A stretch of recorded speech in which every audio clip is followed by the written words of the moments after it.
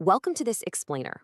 Look, if you've ever felt like the financial system is somehow rigged against you, I need you to just pause for a second and completely reset your perspective. Today, we're going to look under the hood at the exact mechanics of how institutions actually view your money. Because the truth is, the bank doesn't hate you. They aren't conspiring against you in some back room. The reality is actually much colder than that, and it's entirely algorithmic. All right, I'm just going to give you the harsh truth right out of the gate. You are invisible. At the lower financial levels, you simply do not exist in the eyes of these institutions outside of an automated risk score. The system wasn't built to emotionally reject you, it was literally built to ignore you entirely, at least until you become financially useful to them. Okay, let's dive into this. What we're looking at here is the literal architecture of financial respect. This isn't about your credit score, how long you've been a loyal customer, or, your charming personality. It is a rigid, tier-based calculation based exclusively on your liquid investable assets. As you can see, nearly 70% of US households are trapped right there in the mass market tier. It's only when you start climbing this ladder that the algorithm actually begins to assign you real prioritized human value.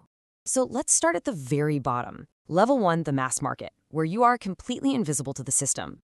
This tier covers anyone sitting anywhere from $0 to about $100,000 in investable assets. And if you're in this massive majority group, your entire financial existence is basically managed by code. Your interactions are 100% automated. We're talking robo-advisors, distant call centers, and those incredibly frustrating chatbots. You're forced to be self-serve because, frankly, human intervention at this level destroys the bank's profit margins. There's a pretty brutal contrast at play here. The standard retail banking experience means dialing faceless 1-800 numbers, getting automated rejections, and literally waiting in physical lines. Have you ever wondered why rich people never seem to wait in line? Well, it's because in this tier, your time has absolutely zero prioritized financial value. To the system, you're just a generic data point. Zero personalized service. You are kept at a very deliberate distance. Moving up, we hit level 2, the mass affluent tier. I like to call this the holding pen. The threshold to get in here is $100,000 in liquid assets, and it scales all the way up to about $1 million. At this level, you finally trigger a little blip on their radar. The system sees you, but just barely. You might qualify for a fee-only planner or a fancy-sounding premium checking account, but fundamentally, you're still just a number in a slightly smaller, slightly wealthier database. The stark reality of this group is that the mass affluent make up roughly 26% of the population. So you might hold substantial assets. Maybe you have a really healthy 401k and some decent savings, but you still don't qualify for true bespoke protection. You're essentially sitting in a holding pen, just waiting to cross the single most important threshold in modern finance. Which brings us to level 3, high net worth, and crossing that legendary $1 million threshold. Yep, $1 million. Hitting $1 million in investable assets, and remember that strictly excludes your primary residence, is your very first critical checkpoint. This is the exact moment the entire narrative of your financial life shifts. Clarity, respect, and real access, they actually begin right here. The system's behavior fundamentally flips from ignoring you to actually recognizing you. So the crucial point here is the specific legal definition. Crossing that $1 million mark officially unlocks your status as a high net worth individual, which grants you accredited investor status. Suddenly, it's like the velvet rope lifts. You get access to private placements, hedge funds, premium wealth management. The bank stops seeing you as just some depositor they have to deal with and starts treating you as an investor they desperately need to cultivate. And just like that, this whole new tier of perks unlocks for you. We're talking programs like Chase Private Client that completely elevate you above standard checking. You finally get a dedicated private client banker, a business banking advisor. You even receive discounted home and auto loan rates, plus all sorts of exclusive entertainment perks. They literally pull you out of that faceless 1-800 queue and hand you a direct line to a named human contact. Now, if we zoom out for a second to look at the broader landscape, you can really see the future of financial services taking shape. As technology shifts at lightning speed, the mass market is becoming entirely automated by digital tools and AI.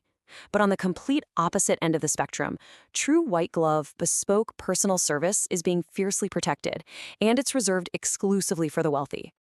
All right, now things get really interesting. Welcome to level 4, the private banking flip. I want you to think about this question for a second.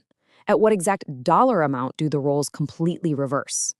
At what point do you stop begging the banks for approvals and the banks start fiercely chasing and protecting you?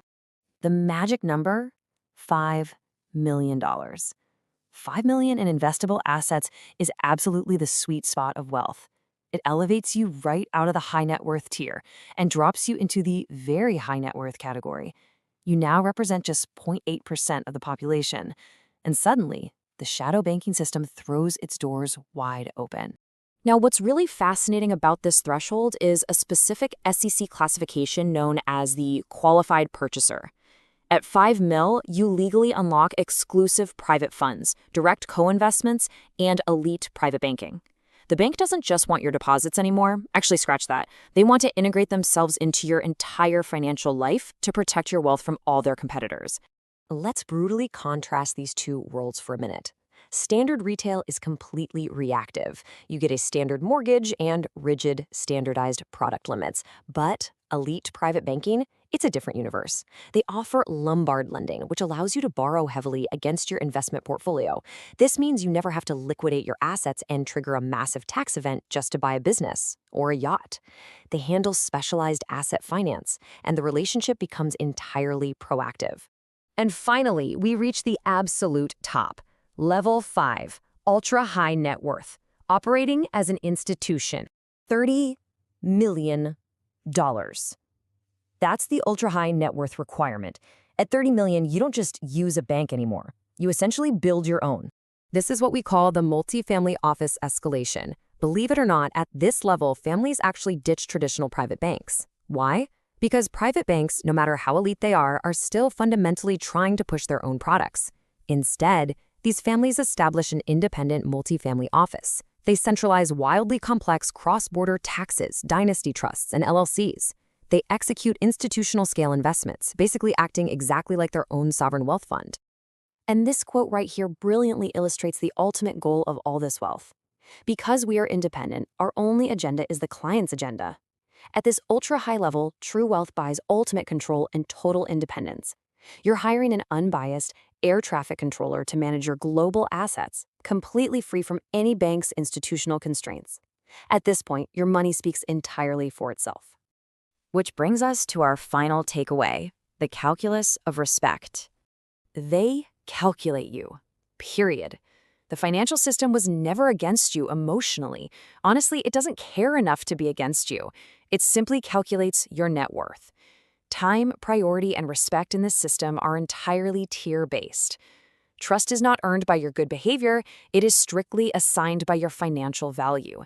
The only way to earn respect and to stop being invisible to the system is to level up. So what tier are you aiming for next?